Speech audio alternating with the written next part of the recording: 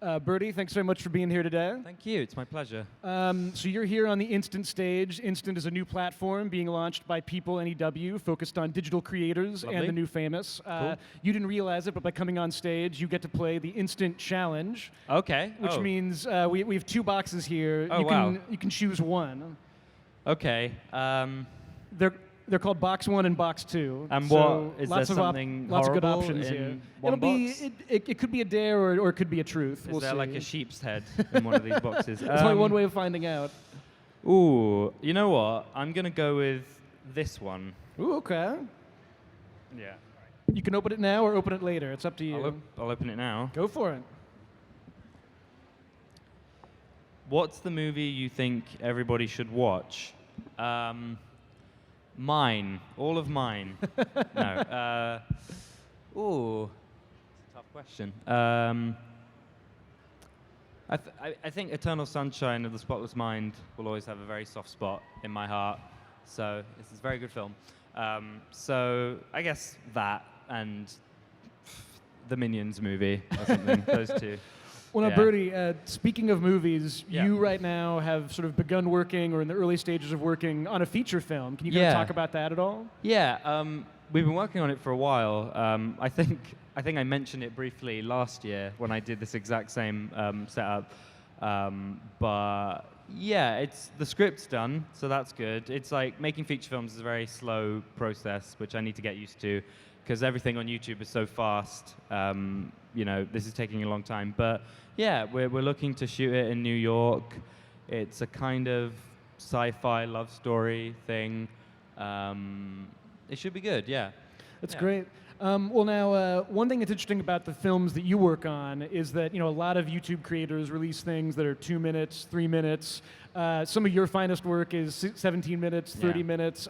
How did you kind of start working on kind of short form features that were kind of at that length? Yeah. Well, if anyone's known me for a long time, they'd know I used to vlog. That was kind of my main thing. And then I got very embarrassed by all that stuff, so I privated a lot of my stuff. But yeah, I don't know. I guess I was just fascinated in the notion of making a short film, and that was about 10 minutes long.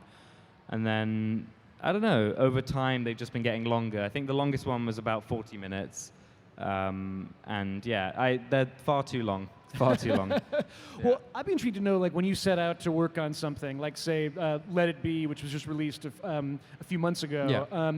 Yeah. What's the process? Like, do you kind of start out and say you kind of roughly know how long it's going to be, or, Right. or does that kind of emerge over the course of working Yeah. on the film? Well, I mean, thing is, Let It Be, the script was about 26 pages. The film itself is about 16 minutes. Because the first cut of the film was about 26 minutes, so a lot was cut out of the film. But generally, I have a pretty good idea. There's the whole rule where 1 page equals a minute. Generally, I did a film called Tick Where It Hurts, and the script was 18 pages, and the film was 18 minutes. So I can usually just about figure out how long it would be. Yeah. One of the things I find kind of interesting about how you work is often it seems like you're taking so long to work on a project you're really passionate about that you'll actually start apologizing for not releasing it. Yeah. And then kind of work on shorter films. Yeah. How do you kind of like, when you're doing your kind of shorter vlogs or shorter films, is that kind of a nice release for you while you're working on something longer? Yeah. I try. It's harder to justify putting a lot of money into something that's shorter. Like 5 minutes or say, but yeah, it's definitely nice to have something more concise. And I feel like I need to make something that's like 4 minutes, that's like as good as my like 20-minute things, just so I've got something I can show that isn't like a 1 minute Super 8 film or something. Well, so it's funny you mentioned Super 8 because just recently I think you released a sort of short film that you shot on Super 8. Yeah. Right? Where do you even find Super 8 now? I mean, that's like that's a sort of like that's an older film stock. I would imagine it's a little harder to use than the typical digital photography is. Yeah, there's a guy called Adrian Bliss who did, yeah, he's brilliant, and he did a film on Super 8, and I just asked him where he got it. There's a shop in London. It took a long time to get all that processed, but yeah, it was nice. Yeah. Do you kind of want to, I mean, for a lot of filmmakers, there's this real fascination with film, Yeah. with old school film. Is that Sure. something that, you'd like to work on someday? I think if I've got a good enough budget, I'd like to. But I think I'm part of the generation that's very open to digital, and I know generally digital is a lot easier to work with. But yeah, I like film. Well, so you're starting to work on a feature now. I mean, what are your kind of ambitions? Like, do you want to make feature films? Do you want to always kind of have the ability to work on shorter things and longer things? Yeah. I think the goal is ultimately features. But I think, any format that I can make stuff that I want to make freely is fine. 30 seconds or 2 hours. I want to talk a little bit about like your influences, because what's interesting to me is that with a lot of your work, it feels very cinematic in a way, and it feels like you've really absorbed a lot of things. On your Instagram, there's a reference to Hideo Kojima, who's the video game creator.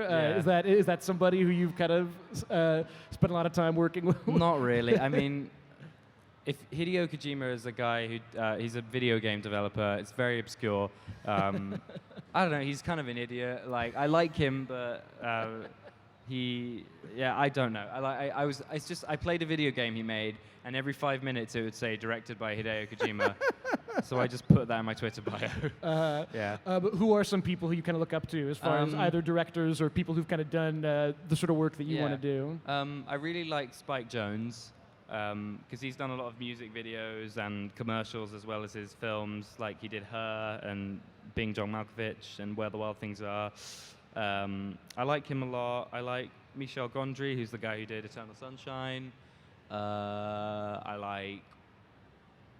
Who else do I like? That's it. No, those are my main ones. Those are my main ones. Yeah, Paul Thomas Anderson. I like. Yeah. And a quick reminder, if you want to ask questions to Bertie, you can tweet straight at me at instant.me on Twitter.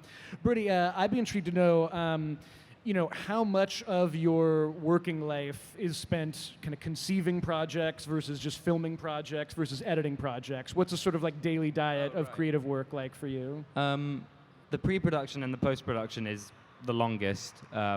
It usually takes maybe 5 to 7 days to shoot like a 20, 25-minute short film.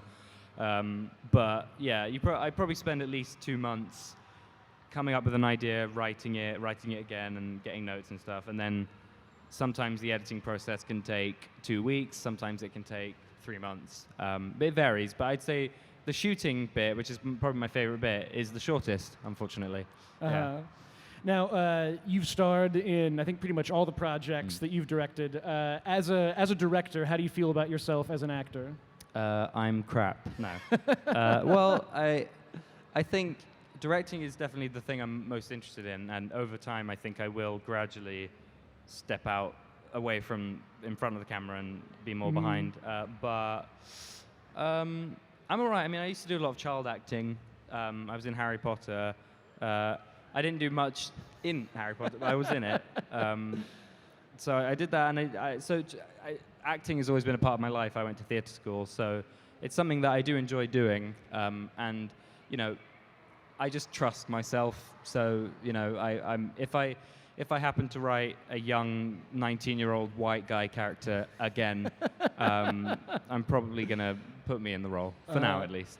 One of your more recent films, Let It Be, was a film about death, which is a nice lighthearted topic. I sort of really enjoyed the element of fantasy that was in play there. Are there any kind of genres that you're kind of starting to pursue or that you'd like to pursue? Yeah, I mean, I think I've been, hip hop, like not hip hopping. That's not what you call it. Hopping around. I don't know. Flip flopping. Flip flopping, hip hopping. I've been jumping around a lot. Where the first few films I did were a lot more whimsical, and then I started to take myself too seriously, and I made I tried to make some very grounded ones, and I feel like Let It Be is kind of a middle ground. I tried to have like natural dialogue amongst a very like high concept, slightly surreal kind of scenario. So I think that's what I'd like to do. I'd like to do films that feel somewhat grounded amongst all kinds of madness. Because I did a film called Rocks That Bleed, which was about two brothers reconnecting during the end of the world.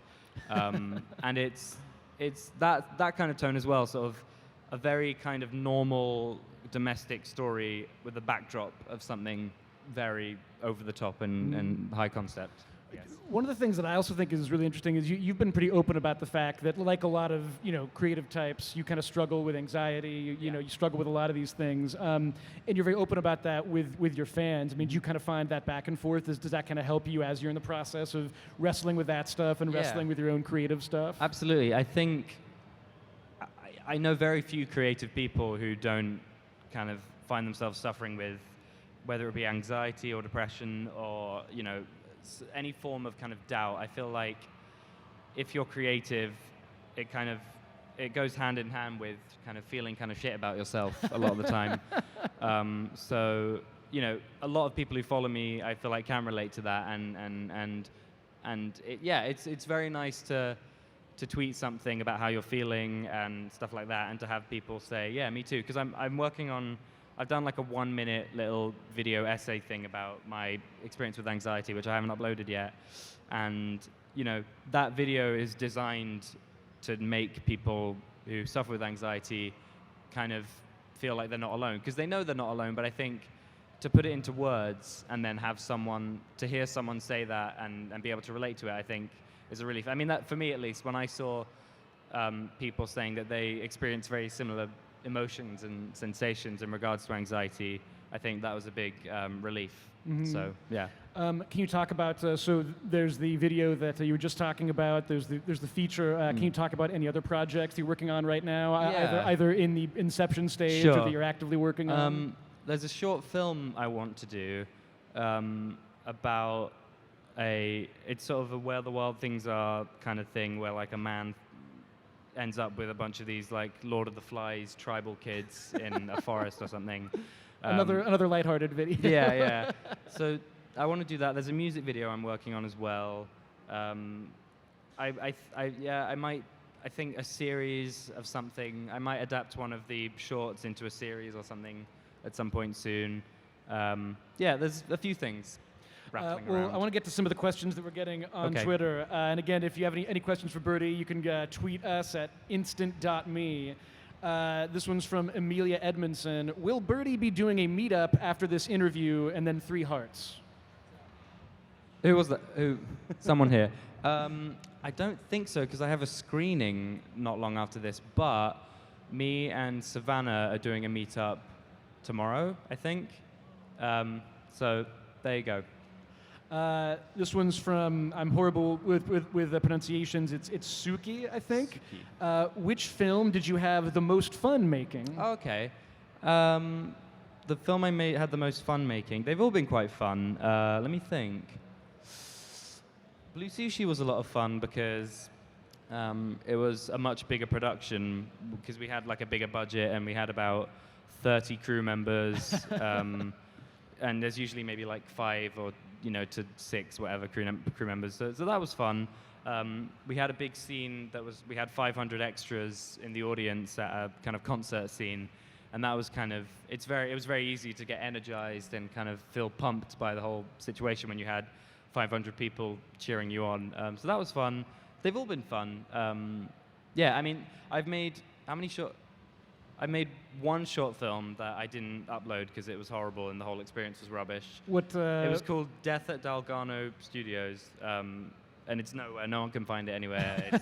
So that one wasn't fun, but that was your Apocalypse Now. That just didn't. I mean, I did a film called Tick Where It Hurts that was all about a character committing suicide, and funnily enough, that was one of the most kind of goofy, like fun shoots, regardless of the subject matter. So yeah, they've all been fun. Here's a question from this is a fantastic Twitter name at is literally dead. What is your favorite and least favorite movie that has recently come out in theaters? Oh, my favorite and least favorite movie that has come out in theaters. I mean, Batman vs Superman was awful, in my opinion. No, that's objective. Yeah. That's not Okay. Yeah. That. I mean, it was just sad. It was just Batman fighting Superman should be fun. Like, it shouldn't be such a drag to watch. I felt exhausted like by the end of it. And my favorite film to come out recently, Room. Room was very good. I don't know if anyone's seen that. Room was pretty amazing. Yeah, I guess that's my answer. Let's see. Here's a fun one from @Fanic Disco. Okay. Will you name my friend's plant? Okay. Oh no. Okay. I don't know whoever you are. Will you name my friend's plant? Let's go with Xavier. How about that? Why not? This one might have been a little bit inevitable after you mentioned it. @Courtney Madrid. Bertie, what was it like on the set of Harry Potter and the Deathly Hallows? Part 2. It was a lot of fun. It was a lot of fun because, okay, if you know about... So you only see the back of my head in the film, right? And it's only for a few seconds. But I have to stress that they filmed my face for 5 days, right? So I gave Daniel Radcliffe a dirty look. I gave him some stank eye, right? It obviously wasn't good enough, so they cut it. But it was a lot of fun. I mean, let me think. I mean, I played like Doodle Jump on Emma Watson's phone.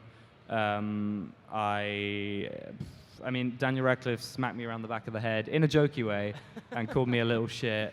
I'll tell the story. Well, basically, while we were doing a take, they were filming Daniel Radcliffe and all his kids, and I had to be off camera with Tom Felton and the woman playing my mum, just so they had something to look at.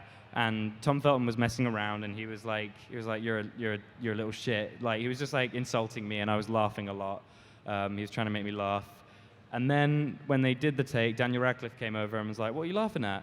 And I was like, "He called me a little shit." And then Daniel Radcliffe said, "Well, don't let that happen again." And he smacked me around the back of the head and called me a little shit. In a jokey way. I need to stress, he's a lovely guy. But yeah, it was a lot of fun. It was, I won't forget it. It was a long time ago now. It's probably 6 years ago or something like that. Well, I'd be intrigued to know. I mean, it's funny. Talk about Harry Potter, and you mentioned Batman and Superman, Yeah. and you made this sort of great little, sort of comical but really well done short film called Space Quest, which sort of riffs on a few different things. Yeah. Are you sort of a kind of like science fiction fantasy guy, or I mean, a comic book guy? I'm not elitist when it comes to like, I don't exclusively watch like art house indie movies. Like, I love the Avengers as much as the next person. So Who's your favorite Avenger? my favorite Avenger. Oh man. They all have different qualities. I mean, Ant-Man, I think, is a very fun new addition. I like Vision because he wears cardigans. Yeah. He's your Avenger style icon. Yeah. He's what I aspire to be. Put a big crystal in my head at some point. What kinds of stuff are you kind of watching now, either in terms of kind of like YouTube creators, or in terms of like, just anything that's Sure. kind of really inspiring you as you go forward in your There's work? a lot of good YouTube channels that I've seen recently that kind of talk about film at length and dissect film and do these really nice video essays. There's a guy called Nerd Writer. There's a guy called Every Frame a Painting. Yeah, I've been watching a lot of those. I love to watch Game Grumps. Don't know if anyone watches them. There's very few channels that I watch regularly, but the ones that I do, I have a lot of love for. Yeah. Do you have kind of like any advice? I mean, what really interests me is that you, to me, have like jumped so quickly from making sort of shorter films to making short films with a story and with a style, Yeah. to now kind of working on a feature. Do you have any advice for people who are just now kind of like, picking up their camera or their iPhones and kind of starting working on YouTube? Sure. I would say, it's tricky. This question's always so hard to answer. I've been asked this question so many times, but every time it's so hard to answer. The world also changes like 10 Yeah, times yeah. Before you answer it Yeah, again. exactly. I think, we're all able to pick up our phones and record stuff now, and like editing software is easier to come by than ever. So, I'll do the cliche thing of just make stuff, I guess. But I think I've been very lucky. I do think luck plays a big part in it, but, I think talent also, and just believing in yourself and being determined, and yeah. Well, and I'd be intrigued to know too. I mean, again, like not to kind of belabor the point, but a lot of the stuff that you work on, the kind of conventional wisdom would be make your films short, make them kind of funny, and your stuff, which is really interesting, can be 20 minutes, 30 minutes. It can be really dark. It can feel very personal. I mean, what do you think it is that kind of really allowed that to find an audience and to really penetrate? Well, I think there was a gap in the market. I think I certainly knew loads of people around me who liked watching short films and kind of thought it's cool to see young people making that kind of stuff. So I think, I don't know, I didn't see many people on YouTube exclusively kind of doing the whole indie short film thing. And yeah, I don't know, I thought there was a gap to be filled, and I thought maybe I could be the one to fill it. There's a question from Twitter that kind of is a little more specific about this. At Jasperi Weirtainen, I'm so sorry for mangling that. How did you go about developing your writing skills and your directing skills before you kind of started making your short features? Right. Well, I developed my directing, writing skills just by making short films. With everyone I've done, I've learned lessons. There's some that I like much more than others. There's some I'm really not that proud of. But I think it's very healthy to have, especially in your early days, to have a kind of line of work that's quite up and down, at least in my opinion. I find every other film I make, I'm truly happy with, generally. So yeah, I think it's via making these films that I've kind of figured it out a bit more. Looking back at your earlier films, was there one where you really kind of had that special feeling of like, this is starting to come together, like Sure. this is the... I mean, the first one I did, called Stray Dog, I think to this day I'm still very proud of it, and I feel like because it was my first short film, I feel like it came from a very real place, and there was nothing before it that kind of tainted it, tainted my process. So I'm still very happy with that one. One of the things, and so how has your process kind of changed since you were working on that film to how you work now? I mean, certainly it seems like you kind of spend more time on each individual project. Yeah, I mean, the first Stray Dog, the first short film, there was no script because I was always a good sign. Yeah, because most of the film was me talking to a clone of myself. So I kind of just winged it and remembered all the general gist of the lines. And then the second film I did, I formatted the script in Word, and it was really badly it looked like garbage. Oh, so you were actually writing interior? Yeah. But then I know how to write a script now. I know how to format it and stuff. Yeah, I don't know. It's the crews have gotten bigger. I have to write treatments and stuff now. Gaffer and Spark and all these AC, all these I have no idea what they do, but I guess they're involved. Yeah, they've just kind of gotten bigger. Because I've always wanted to develop and gradually make my stuff more high production value or whatever. So I think just naturally over time, it's Well, and you're going to be trying to shoot your feature film in New York City. You shot that great Super 8 film in Venice, and even the stuff that you make in London. There's always there's really interesting scenery and interesting settings. Sure. I mean, how do you kind of go about? Do you feel kind of really inspired by certain places, and do you decide I need to film something here? Yeah. Or Well, I'd say most of my ideas spring from a location or a time of day in that location, and it kind of comes from there. So I think naturally, and London's such a kind of nice city, so I think naturally I'm going to stumble upon a lot of really cool locations, definitely. Mm-hmm. Another question from our Twitter account. This is from @valval5sos. Okay. Awesome name. Yep. What advice would you give someone who needs to be more confident in themselves? Ooh, that's another tricky one. I mean, it's a very broad spectrum, though, because confident within making something, or confident within you as a person, or confident within people's perceptions of you, I guess. I mean, I'd say, because I have a lot of, I have a lot of moments where I doubt what I make and stuff like that, and I doubt whether or not there's any point in doing the stuff I do or making stuff I make. I guess, I don't know, I guess what it comes to, I think having at least one person besides you who thinks what you do is dope, I think is kind of all you need. Like, you know, whenever I get a hate comment or whatever, it's kind of, it gets me down. But I guess I then remember all the countless other incredibly kind people. So I think, yeah, I don't know. I think just kind of, if you make something and you don't believe in it and you don't think it's good, then, make something else or change it. And then I think the moment you're truly happy with it, your excitement and your passion regarding it, I think would be enough to get someone on side and say, even if I think this is crap, this person, really believes in what they're doing. So. Yeah. Now, as you're kind of maybe hopefully beginning your career as a feature filmmaker, let's just imagine if you had an infinite, James Cameron budget, right? Could film anywhere, could use any kind of film stock you wanted. What kind of film would you want to make?